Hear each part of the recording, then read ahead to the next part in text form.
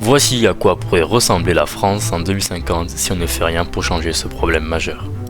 Bonjour à tous et bienvenue dans cette nouvelle vidéo, je m'appelle Hugo et aujourd'hui je vais vous expliquer à l'aide de mes camarades Ethan, Amélie et Alexandre le phénomène qui est à l'origine de la fonte des glaces et le lien avec la montée des eaux. Nous explorerons ses causes, ses conséquences et les solutions liées à ces phénomènes critiques. Pour débuter, commençons par comprendre ce qui provoque la fonte des glaces et l'élévation du niveau de la mer.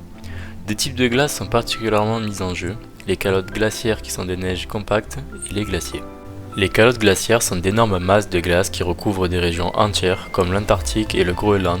Lorsque ces calottes glaciaires fondent en raison de l'augmentation des températures due au changement climatique, l'eau résultante s'écoule dans les océans, contribuant ainsi à l'élévation du niveau de la mer. Les glaciers, quant à eux, sont de vastes étendues de glace situées dans les montagnes et les régions polaires. Lorsque les températures augmentent, les glaciers fondent également, libérant de l'eau qui s'ajoute aux océans. Malheureusement, aujourd'hui, 13% de glace sont perdues chaque décennie. L'augmentation du taux de fonte des glaces s'élève à 65% pour 30 ans. Maintenant que nous avons vu les principales causes de la fonte des glaces, nous allons maintenant voir pourquoi la température augmente-t-elle. Pour comprendre pourquoi la fonte des glaces se produit, nous devons examiner les raisons de l'augmentation de la température à l'échelle mondiale, un phénomène plus connu sous le nom de réchauffement climatique.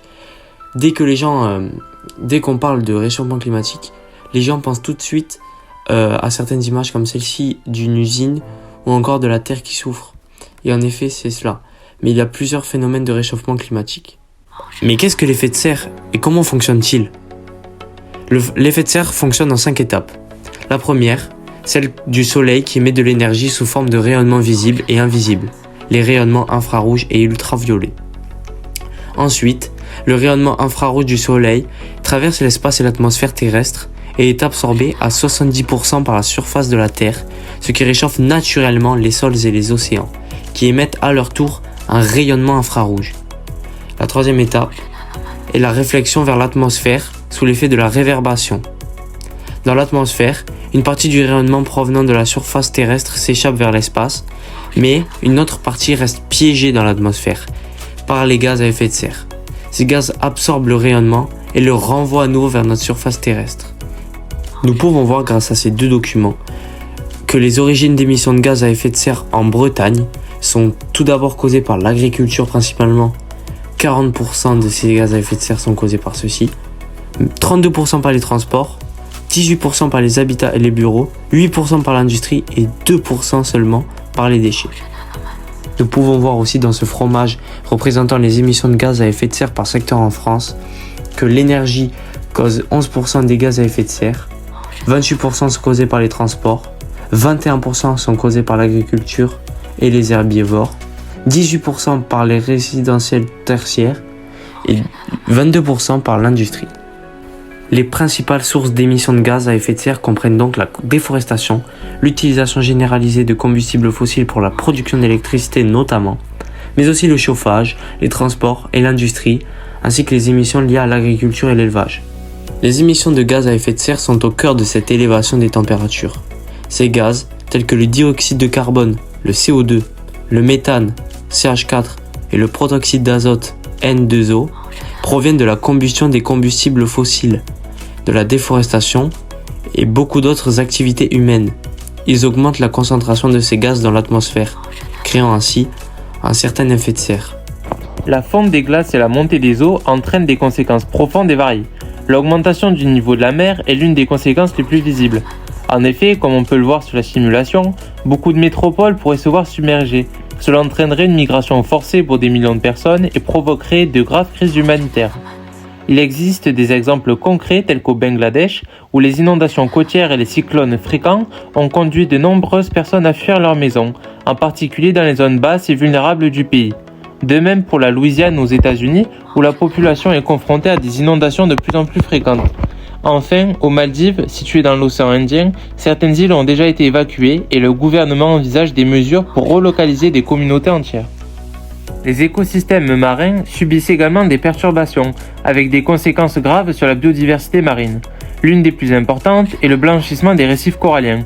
En effet, la hausse des températures de l'eau peut entraîner le blanchissement des récifs coralliens, un phénomène qui peut entraîner la mort des coraux si les conditions ne reviennent pas à la normale. Cela a un impact majeur sur les écosystèmes récifaux et les espèces qui en dépendent. Les tempêtes deviennent plus destructrices, provoquant des marées plus graves et une érosion côtière accumulée. La fonte des glaces entraîne l'émission du méthane dans l'atmosphère, aggravant à son tour le changement climatique. Cela a créé notamment entre 1993 et 2013, sur seulement 20 ans, une hausse du niveau de la mer à une vitesse de 3,2 mm par an. Elle est 2 fois supérieure à celle observée sur tout le XXe siècle. De la fonte des glaces, l'homme peut réaliser des actions simples qui auront un grand impact sur l'avenir de notre planète. En effet, les solutions passent par la réduction des émissions de gaz à effet de serre. Pour cela, la reforestation et la préservation des forêts sont essentielles pour absorber le CO2 de l'atmosphère. Ensuite, la construction de digues, de barrages et de systèmes de drainage peut aider à protéger les zones côtières des inondations. Il faudrait aussi changer nos modes de transport et favoriser les énergies renouvelables. Ce sont des étapes cruciales pour réduire les émissions de gaz à effet de serre. Il est aussi préférable de privilégier des moyens de transport plus éco-responsables, notamment pour les petits trajets, ainsi que le covoiturage. Mais aussi éteindre la lumière ou les appareils électriques lorsqu'ils ne sont pas utilisés, ne pas monter le chauffage trop haut, éviter de laisser couler l'eau du robinet. Et pour finir, acheter des produits respectueux de l'environnement, trier les déchets autant que possible et ne pas jeter les piles, les ampoules et les médicaments avec les autres déchets. Maintenant, nous allons voir les prévisions sur les années à venir. De nombreux scientifiques font des prévisions pour envisager les conséquences de l'augmentation de la fonte des glaces. En effet, selon le GIEC, l'élévation du niveau de la mer pourrait augmenter de 50 cm à plusieurs mètres d'ici 2100 si le réchauffement climatique se produit. Jusqu'en 2050, on devrait avoir en France une vingtaine de centimètres d'élévation du niveau de la mer. Détail pour TF1 Info, Jean-Néry Le Causanet, chercheur au Bureau des recherches géologiques et minières. Selon Hitverve, dans le scénario le plus optimiste, 50% des glaciers pourraient avoir disparu d'ici 2100. Au XXe siècle, le niveau de la mer a connu une hausse de 1,4 mm par an. Aujourd'hui, c'est 3,6 mm par an, avec déjà une dizaine de centimètres. Des villes telles que New York, Tokyo, Shanghai ou encore la Floride se retrouveront sous l'eau. Dans le pire des scénarios, avec une fonte du Groenland et de l'Antarctique, le niveau de la mer pourrait augmenter de 70 mètres. Des résultats sont déjà alarmants, comme le fait que 13% de la glace sont perdus chaque décennie. En conclusion, la fonte des glaces et la montée des eaux sont des conséquences alarmantes du changement climatique, et elles appartiennent à notre planète de manière significative. La transition vers des pratiques plus durables, la rééducation des émissions de gaz à effet de serre et la préservation de notre environnement sont essentielles pour minimiser les problèmes à l'avenir. Nous avons le pouvoir de protéger notre planète. Chaque petit geste compte, de la rééducation de notre empreinte carbone à la sensibilisation des autres. Ensemble, nous pouvons freiner la fonte des glaces.